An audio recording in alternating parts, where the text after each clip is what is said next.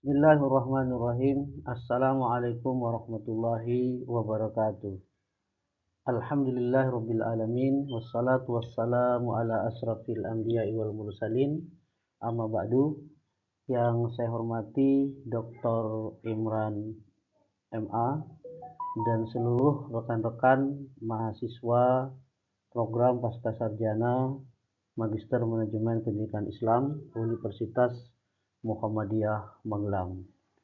Izinkan saya untuk mempresentasikan tugas yang telah diberikan kepada saya.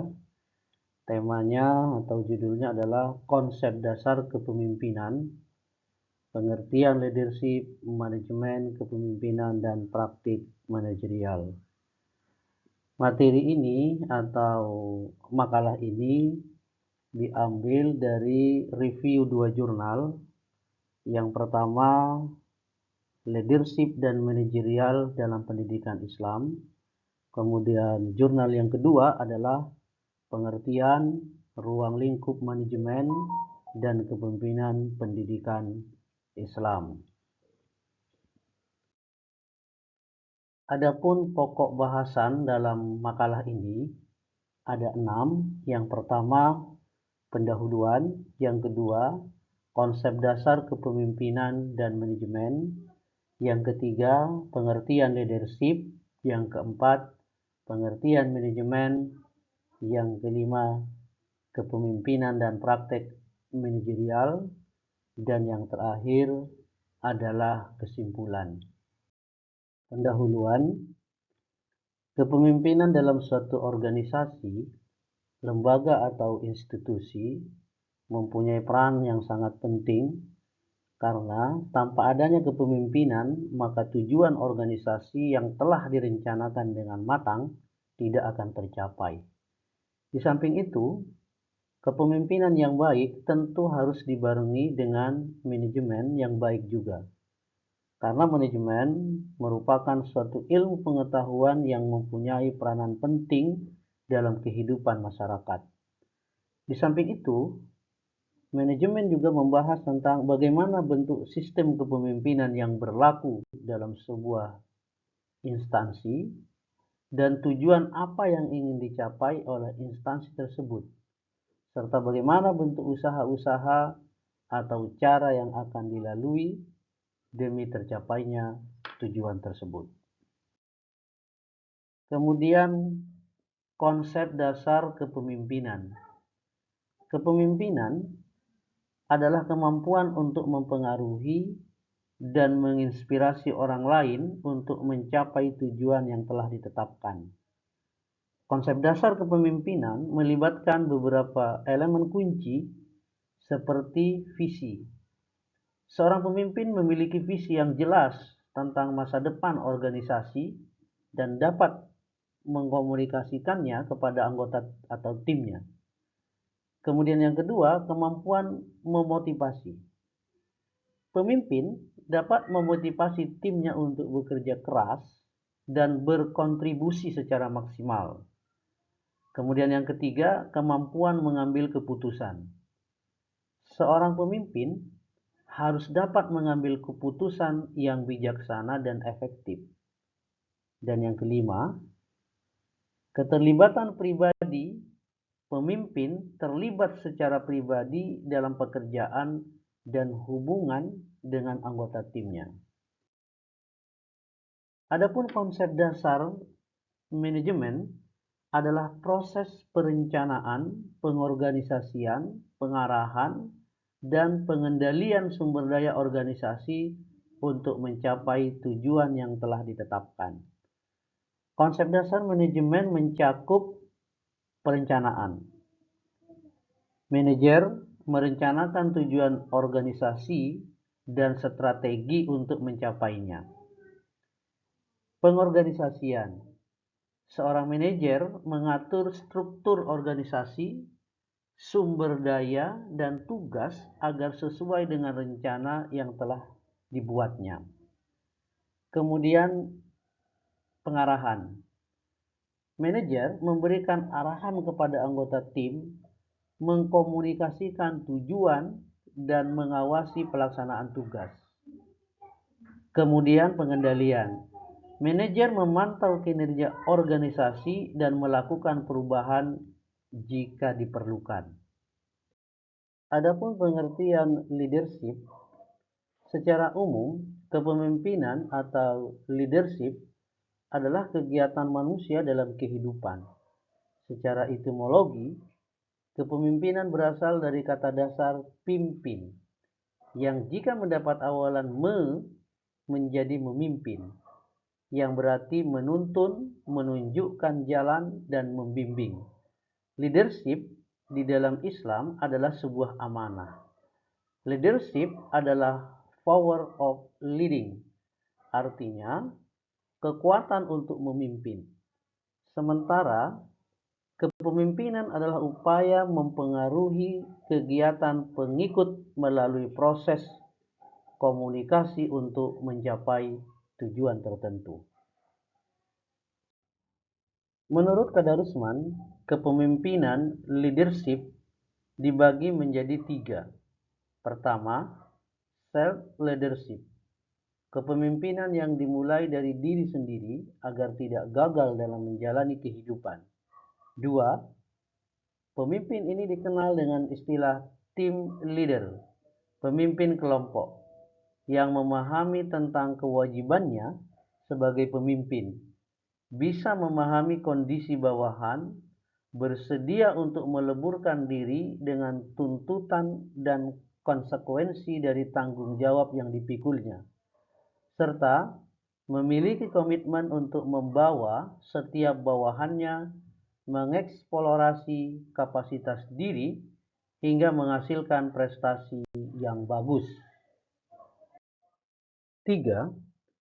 Seorang pemimpin yang mampu memahami komunikasi organisasi yang dipimpinnya, membangun visi, misi, dan pengembangan organisasi. Kesediaan untuk melebur dengan tuntutan dan konsekuensi tanggung jawab sosial, serta komitmen yang tinggi untuk menjadikan organisasi ke arah yang lebih baik. Sementara menurut Soekarto Indra Fahrudi mengatakan bahwa kepemimpinan adalah kemampuan dan kesiapan yang dimiliki oleh seseorang untuk dapat mempengaruhi, mendorong, mengajak, menuntun, menggerakkan, dan jika perlu memaksa orang lain agar ia menerima pengaruh itu dan selanjutnya berbuat sesuatu yang dapat membantu pencapaian tujuan-tujuan tertentu. Pengertian manajemen, menurut Al-Munawwir, kata manajemen berasal dari bahasa Latin, yaitu dari asal kata manus, yang berarti tangan, dan ego, yang berarti melakukan. Kata-kata itu digabung menjadi kata kerja manager, yang artinya menangani. Dalam bahasa Arab, manajemen diartikan sebagai idarah, yang berasal dari kata adaroh, yaitu mengatur. Sementara dalam Kamus Inggris Indonesia, manajemen disebut berasal dari kata to manage, yang berarti mengurus, mengatur, melaksanakan, mengelola, dan memperlakukan.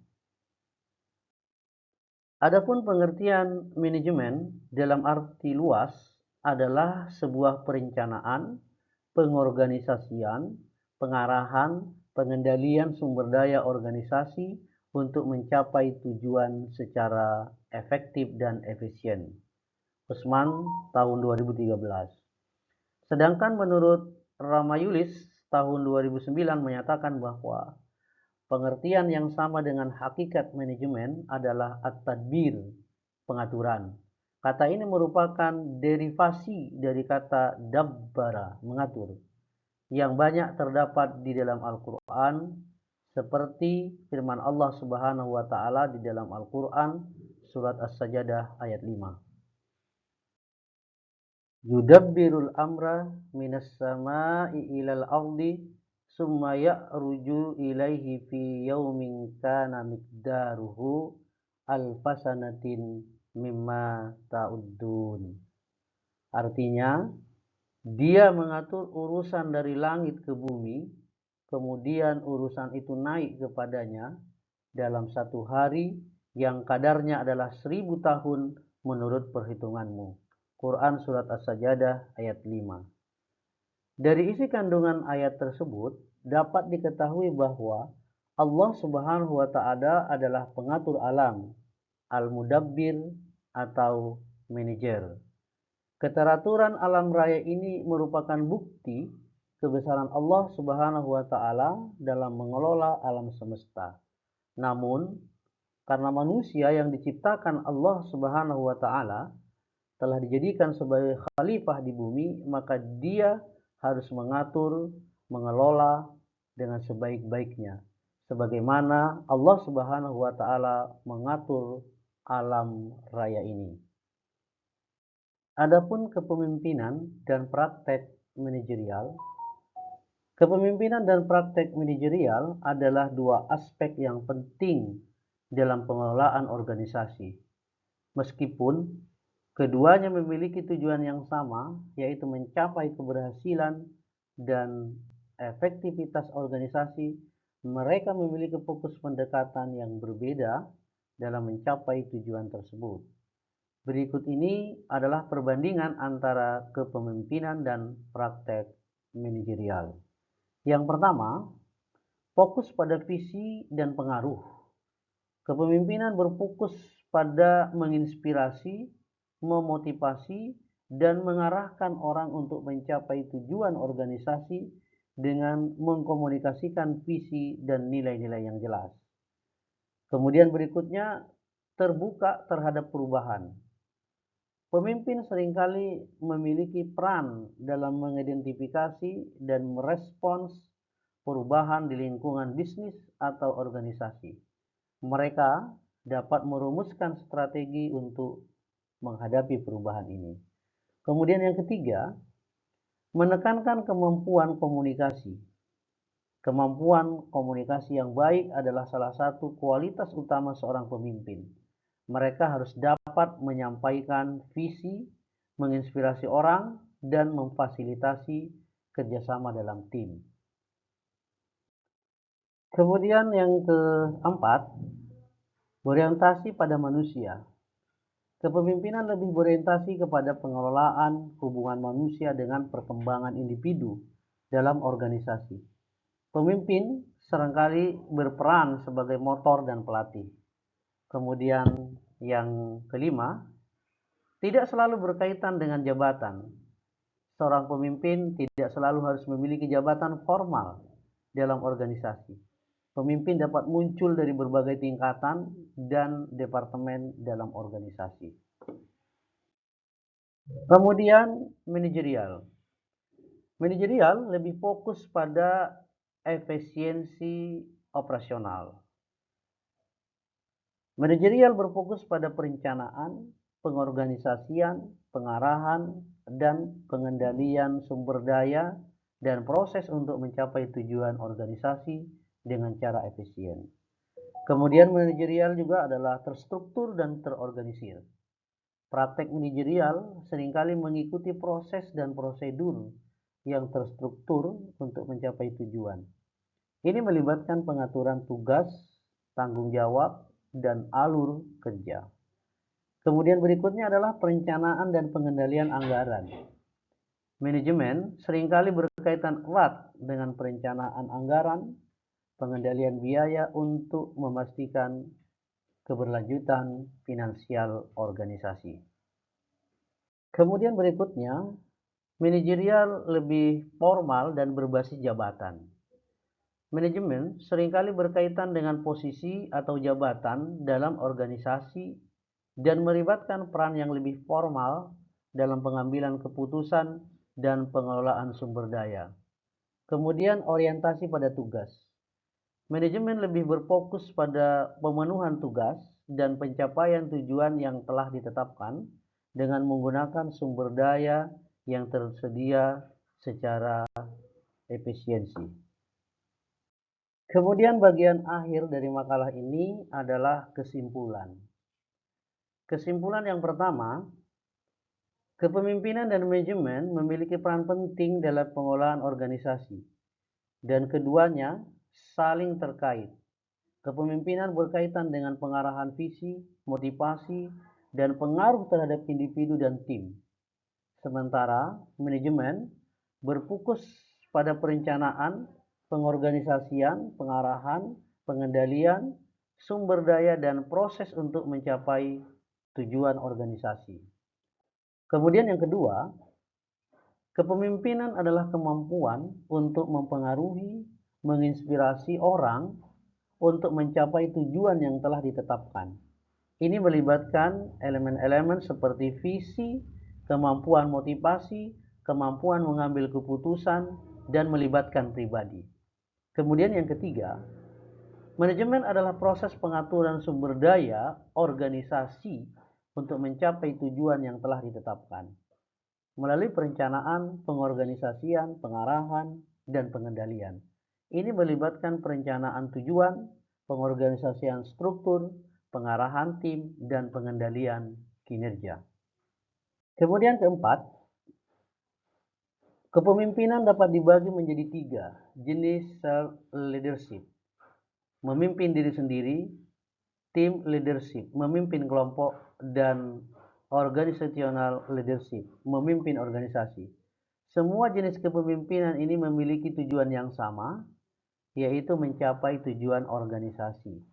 Kemudian yang kelima, manajemen merupakan proses yang mencakup perencanaan, organisasi, pelaksanaan, pengendalian sumber daya untuk mencapai tujuan. Manajemen dapat dilihat sebagai seni dalam menyelesaikan pekerjaan melalui orang lain dan melibatkan tugas yang terstruktur. Kemudian keenam, kepemimpinan dan praktek manajerial memiliki fokus dan pendekatan yang berbeda dalam mencapai tujuan organisasi. Kepemimpinan lebih berorientasi pada visi, pengaruh, dan hubungan manusia. Sementara manajemen lebih berorientasi pada tugas, efisiensi, dan struktur formal. Namun keduanya tidak bersifat eksklusif satu sama lain.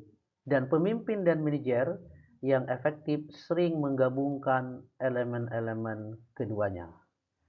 Baiklah, Bapak Ibu, saudara-saudara, demikian tadi presentasi makalah yang bisa saya sampaikan, dan terima kasih. Assalamualaikum warahmatullahi wabarakatuh.